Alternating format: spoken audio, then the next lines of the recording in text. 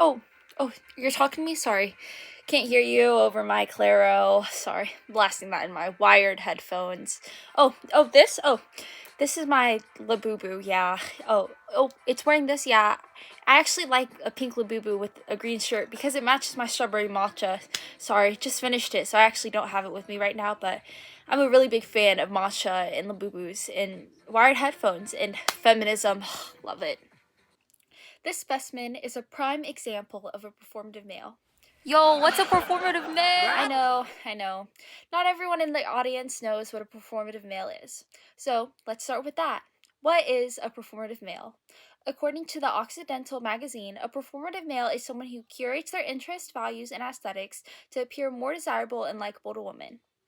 More specifically, people describe the typical performative male to be carrying around a tote bag with some long baggy jorts, a matcha in hand, and wired headphones blasting an indie music artist.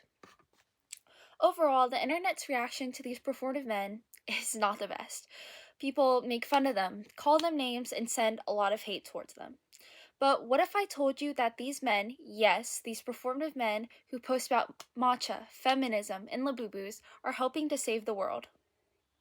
To begin, the word performative often implies something fake, something shallow, something done for praise rather than belief, and it's surrounded with a negative connotation.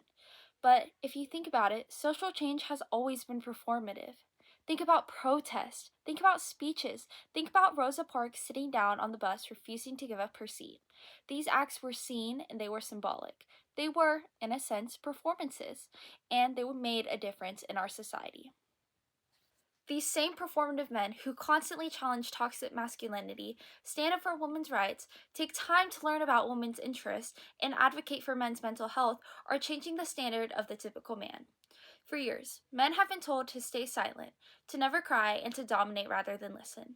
Now we're seeing men who can cry online, men who can admit they're in the wrong, and men who can admit to not knowing enough and they can truly learn from it. You rap! This visible act of new standards brings awareness to countless other issues. When a man publicly supports women, racial inequality, or mental health, it sends a positive message to other men. Even if the first step is performative, the second step is crucial and important to our growth. Wow. Critics argue that they're just doing it to look good, they just want attention.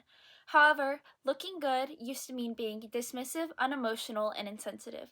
Now, instead, looking good means being kind, aware, and accountable.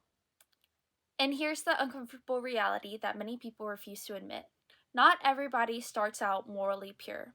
They start out wanting public validation, wanting to belong, wanting to be seen as a good person. And then sometimes, with this constant change, they become who they are looking for.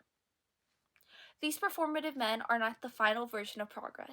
Instead, they are the transition. They are proof that masculinity is no longer fixed, no longer silent, and no longer untouchable. So maybe the question isn't, are they doing it for the right reasons? Maybe the better question is, what kind of world are they making possible? Because when empathy and basic human decency becomes trendy, when accountability becomes attractive, when kindness becomes something men are rewarded for, that's how change begins. And this change isn't only happening online, it's happening on college campuses and in real communities. Many colleges have hosted performative male competitions, where students dress up as the stereotypical performative man. At first glance, these events might seem like jokes, but below the surface, they hold an important purpose. Most of these competitions are facilitated by students, which help build responsibility and leadership.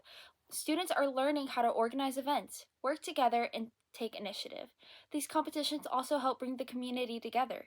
They create a sense of community by using humor to start conversations about masculinity and social expectations. When people laugh together, it urges people to connect with their community. Even more importantly, many of these events have raised money for nonprofit organizations that benefit women around the world. According to the Temple News, the contest held at Temple University became a fundraiser for Women Against Abuse, a nonprofit supporting survivors of domestic violence. So while these competitions may seem playful, they show how performance can lead to leadership, unity, and positive change. Thank you. I'm the nonchalant master, Leela. Yeah, thank you for watching my TED Talk. I know I'm so tough. Uh, Alexa, play Sophia by Claro.